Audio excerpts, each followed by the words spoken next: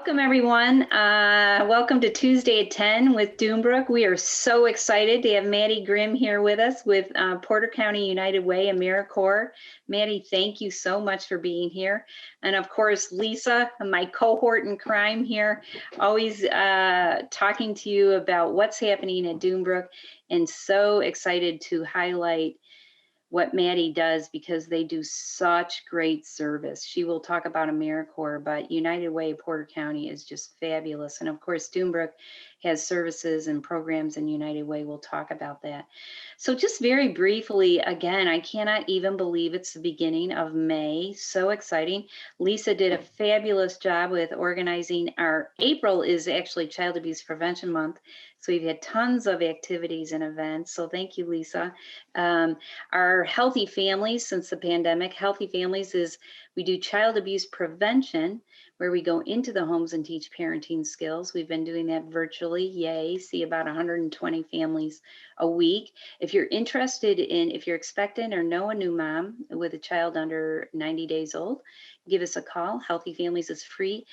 Every new parent could use a boost and a little support. So it's a win-win situation. We have great home visitors that are very helpful with all the different issues with having a new baby.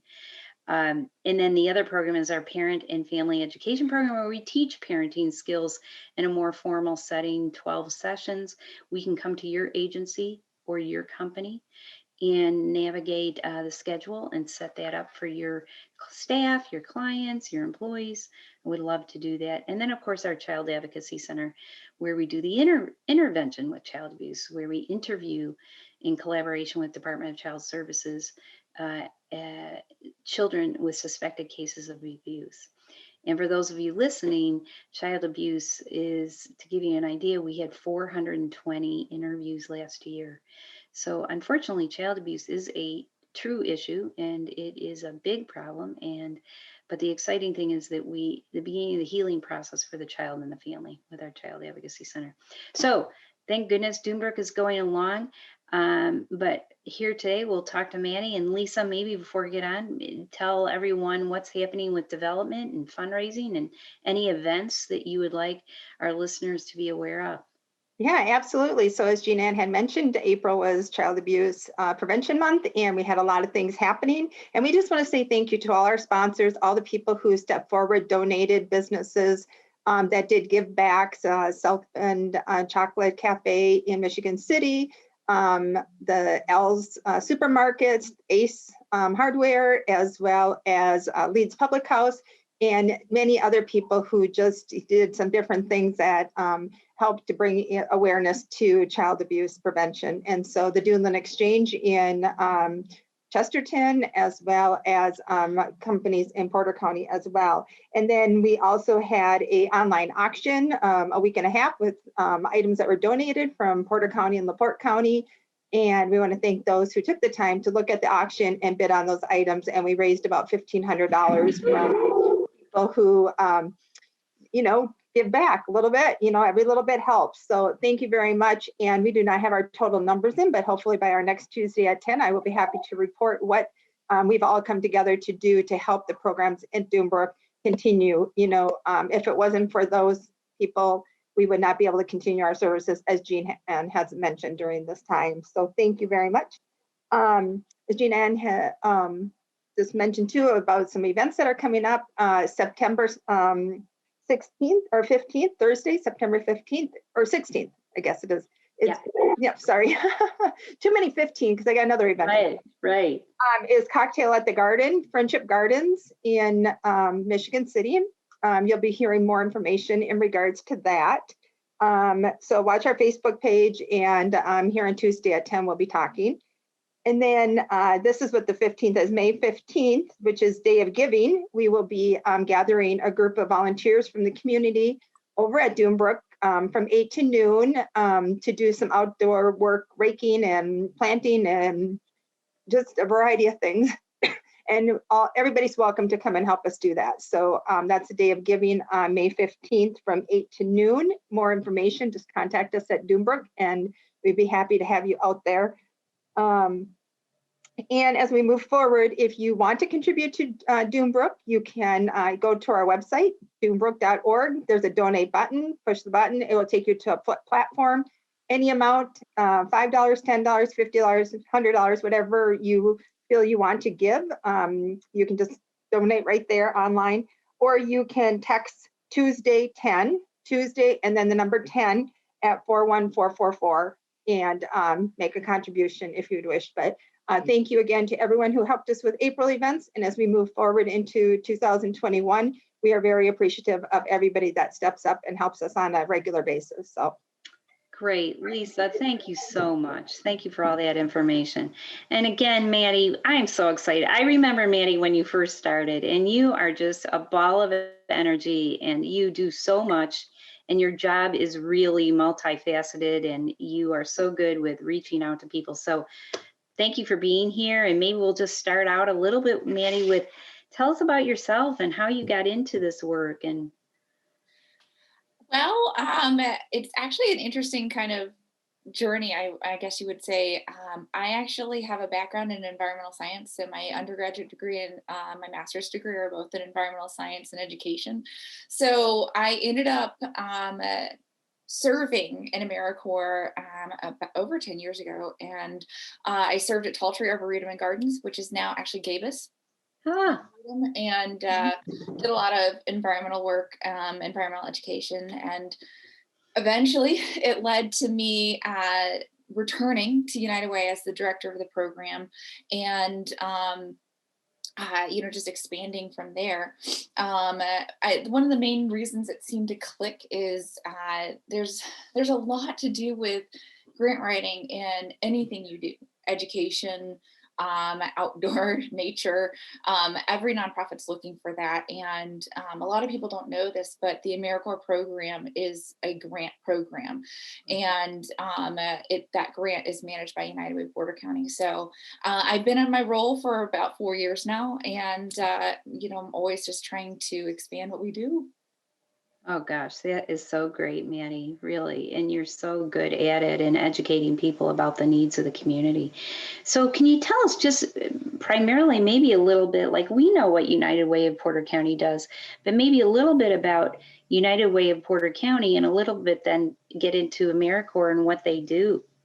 Absolutely. So United Way is actually a large nonprofit, and some of it is actually international. So when you think about United Way, there are local chapters that manage local issues. So I work for United Way Porter County, and we focus in on stabilizing families. So what does that look like? That's enhancing education, that's providing the ability for families to have their basic needs, as well as expanding opportunity. And that looks like a lot of different things. And actually AmeriCorps is a great way to expand opportunity. And that's how all of these different programs kind of come together, if you will, is under the AmeriCorps program. So under that kind of expansion is the ability for people to be successful in life. And what does that look like? So under the AmeriCorps program, our number one goal is alleviating poverty. So that way people can be successful in life. And so part of alleviating poverty is providing the ability for students to graduate. And that needs support.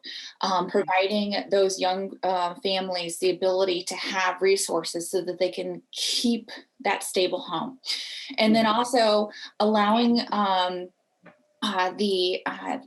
allowing those tutors to spend time with those young people so that way they can continue their education after school, whether they want to go to college, whether they want to do some kind of trade school, but they need somebody to be there to walk them through that. So that's all that expanding opportunity. And I could go way more into it because AmeriCorps is a really, really complicated program, but our program and what United Way of Porter County does it really stays in Northwest Indiana. I always like to say we're Hoosiers helping Hoosiers, but we also have AmeriCorps programs in different states. And I like to mention that because if someone's watching this from Chicago, Serve Illinois is there, or if somebody's watching this from Michigan, there's also an AmeriCorps program in Michigan. Sure. Oh, that's great. Yeah, the geographic territory is so interesting. I don't know that everyone always understands that. Yeah, good. And how about some of the youth success stories that you had mentioned? Yeah, so it's been such a blessing to be able to be part of the AmeriCorps program for 4 years now as the director. And of course, I could be here all day talking about different success Yeah. stories. But a couple of the things that come to mind are first, we've had a couple local schools who have cited our partnership, and I wanted to cover what that means so that if you're a school out there that's looking to have AmeriCorps, this might be your why. Yeah.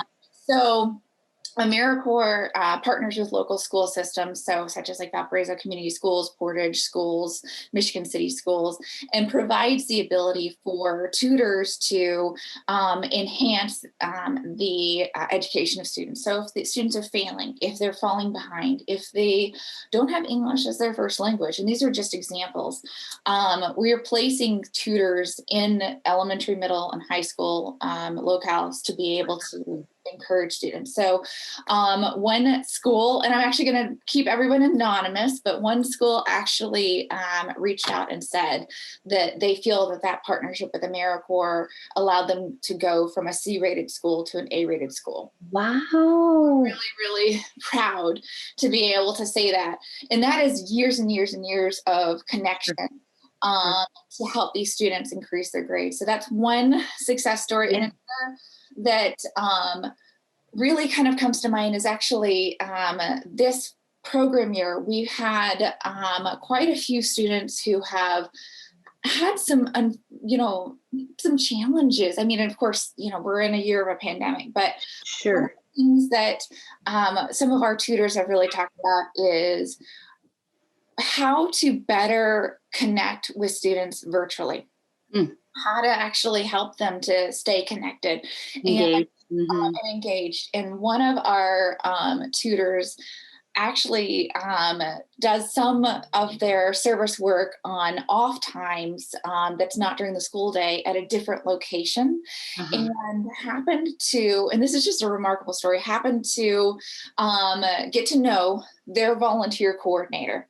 And one of their students, was looking for some kind of way to provide, that kind of artistic outlet. Yeah. And so this particular tutor was able to be a connector. Ah, That volunteer program and the school system through the school teachers there. And it was a really interesting once in a lifetime kind of thing. And so that student also got the opportunity to be able to do art during a ah, which ah, is so important, right. and to be able to show that passion where unfortunately a lot of things have been canceled, a lot of Right. the shows, Right. a lot of things. So Especially in the arts, right? no, so that was one of my favorites. And I Yes. don't say favorite, but it's such a heartwarming story. Sure, Maddie, that is a fabulous story. That's so kind of what I hear you saying is the creativity of that volunteer and thinking out of the box and helping that student had a talent in art just blossomed. Yeah. Yeah. I mean, and isn't that even though we're getting back and trying to get back to normal, gosh, what is normal and what does getting back mean? I think you're right. The key is thinking out of the box and how can we make this virtual work, even though we are getting back? And that's a beautiful example. And that really, right, Matt? I would think, Matt, it would save that student, as far as them having an outlet to have their talent blossom and grow. That having been a school counselor, I get it. Mhm. Reaching out to students that have different type of interests. So a question I would have would be twofold. One, if someone wants to volunteer to be an AmeriCorps volunteer or worker, what do they do and what does that look like? And the other would be if you're an agency listening, how do you hire? What would you tell us to do in order to hire, if you would, or get AmeriCorps involved in our agency? So maybe the first question first, if someone's listening that wants to be AmeriCorps volunteer, what does that look like? Absolutely. So the first thing that I do is I tell folks, well, what is AmeriCorps and what is our AmeriCorps? And it's really important to think about that, because I tell you, when you Google AmeriCorps, it's going to take you in all different directions. Yeah. So there are 3 different branches. And I won't go into too much detail about each one, but the branch that we're under is AmeriCorps State National. And it's important to think about that, because when someone's interested in applying, they're actually applying to the federal program and then submitting their application to the state of Indiana under United Way of Border County. So really quickly, if you're interested in serving, call me because I will walk you through that process, or send me an email, and I can connect my contact information at the end of this video. But what I'm trying to say with having that interest is when someone's connecting to AmeriCorps, it is super easy when you have a recruiter like myself walking you through. But back to what is our AmeriCorps, when people are going through that discernment phase of, do I want to serve? What does that look like? How does that even possibly fit into my life? The most important thing is to consider, what do you want to do? What do you think you might be able to do? And take some time to think about that before reaching out. Perhaps watch a couple AmeriCorps videos. We have a few on our website, unitedwaypc.org/AmeriCorps, to kind of get an idea of, what are we? And then schedule a meeting with me, and I'll walk you through that process of the federal application, because my number one thing with federal is we are a federal program. So also considering, how does that fit in your life? Are you interested in taking on 3 months, 6 months, or 10 months? So I said a lot of different details there. And if you take anything away other than, reaching out to me, is AmeriCorps is something that can really change your life. Sort of depends on what you want to do, whether you're looking for a new career change, because AmeriCorps is not a career, but it's an opportunity to give back and get paid for it. Whether you're looking to do something like a gap year after college or high school, or whether perhaps you're a recent retiree and you're not ready to completely be retired, but maybe not do as much. Yeah. What I'm trying to say with that is the federal program has a lot of benefits. Wonderful. And I'm going to stop there real quick, because I know we cover sites, but I didn't know if I should, go through any kind of. No, I think that's great, Maddie. I think to simplify it for someone, if they think, what the great part about what I hear you saying is, if someone's listening, they want to be an AmeriCorps volunteer, they should think about what they want to do. Do they want to tutor? What topic? Do they want to be a school setting, maybe an agency setting? There's a lot of different variety of places that they can work in. And if they have an idea of their interest and talent prior to calling you, to think about that. Absolutely. And when they call you, you will walk them through and navigate through what they have to do. That is perfect. Yeah, one of the number one things people, there's like a list of like 5 or 6 things people frequently ask me. Sure. We don't post all of our different placements. So a placement would be like, when I served in AmeriCorps, I was placed at Tall Tree. We don't list those placements because they are frequently filled. What we need to consider is we have anywhere from 20 to 27 different opportunities. Wow. Program year, and it kind of depends on how we can fit people in. Sure. And what that means is, how much time commitment do you want to be a tutor? Do you want to be at a nonprofit? But isn't that great, Maddie? What you're saying is there's tons of flexibility. Exactly. Yeah, that's wonderful. Well, thank you, Maddie. And then, lastly, you had said if you're an agency that wants to hire AmeriCorps, they should also call you. Yes. And you can explain all the intricacies of that.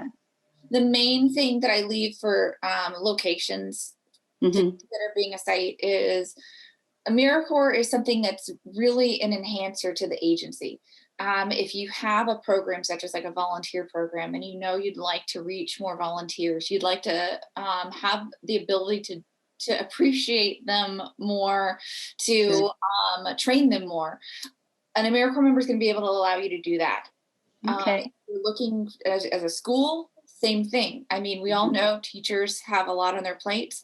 So if there's an AmeriCorps tutor who can work with your students, that's going to help you. So the last part of it is, yes, there is a cost share to being a site, but that is something that we've had time and time again, people cite. The AmeriCorps members work. They make it happen. So yeah, give me a call, and I'm happy to also connect people to different sites. We have some long-term sites who can explain some of those things of, well, what do we do to make sure we're successful, that kind of thing. Sure. Oh my gosh. So a lot of guidance, in other words, Maddie. Thank you so much. And maybe lastly, it would be, I know you talked a little bit about COVID and how it's affected your work, but like present day, how's that going, and anything the listeners need to know? Well, COVID, I think, it turned everything a little upside down back in March. It's kind of hard to believe we're now at 14 months. Oh my gosh. Right.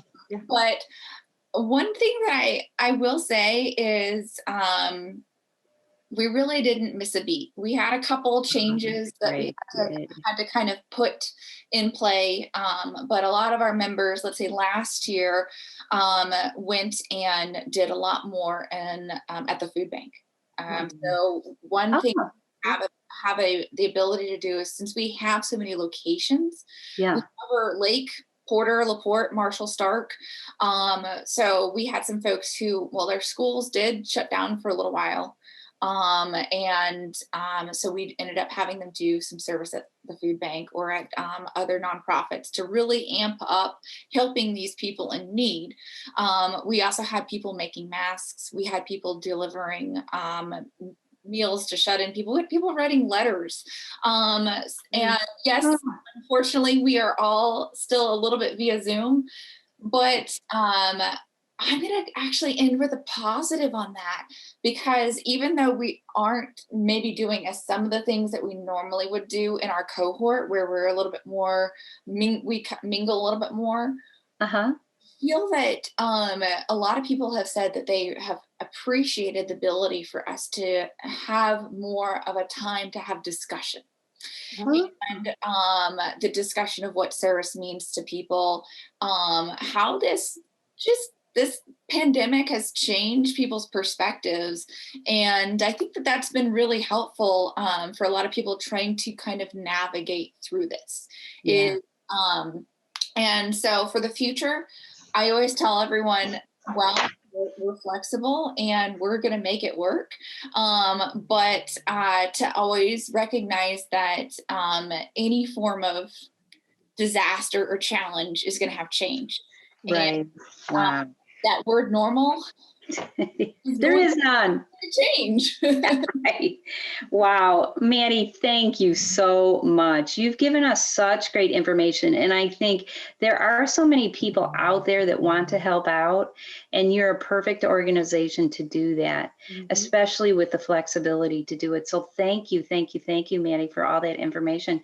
And your final of being positive is wonderful advice that, change, getting used to change, we've all had to do, and to try to not be scared by that or put off by that.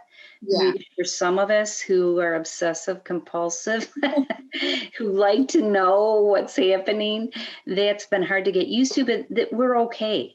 Lisa and I were just at a staff meeting, I think I said, where someone at the end gave a little tip of the day is, it's going to be all right. It's new, it's different, but to be patient, we'll end on the note, be kind to yourselves. Absolutely. I think one thing that a lot of people have come to say, I'd say towards the beginning of 2021, is how people have the ability now to speak out a little bit more about need. And what I mean by that is our AmeriCorps members are advocates in the community. There are different areas. A good example is actually our school systems. Since we place AmeriCorps tutors in school systems, I've had a couple tutors reach out and say, what can I do to be a connector to Wow. my food insecure students and their families? And I said, well, one thing that is really neat about AmeriCorps and national service is we have all of these national service members in 5 different counties. So this member over here needs to talk to this member over here at the food bank. And so we've had these really neat connections, and more people are speaking up and are advocating, and similarly actually with what your mission is. The AmeriCorps members are really speaking up saying, I don't know what's going on, but I want to ask questions. And what that Wow. means is, well, maybe there's a student that's not having a good day, but maybe that question is going to make them have a better day. Yeah. Also, connecting them to different resources. The amount of mental health concern that keeps rising. I am Huge. very I'm happy to hear that our members are becoming even more of an advocate. Yeah. So I could be here all day. Yeah.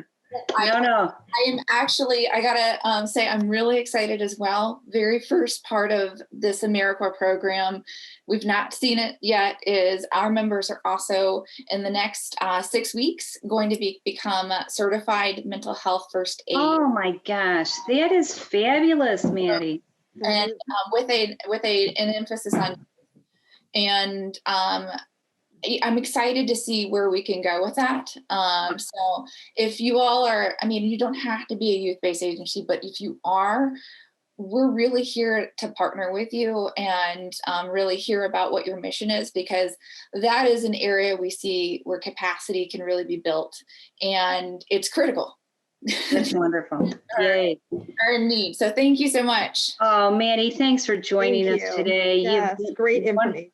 Yeah. Great information, right, Lisa? And again, a lesson learned as you ended to say, if you have a question, ask, and how powerful that is, and to share, and don't be afraid, and trust, and it's okay to be vulnerable and have the courage to ask, because we grow. So Maddie, thank you. We wish you all the best. We will post your information. And again, Maddie Grimm from United Way, Porter County, AmeriCorps, give her a call.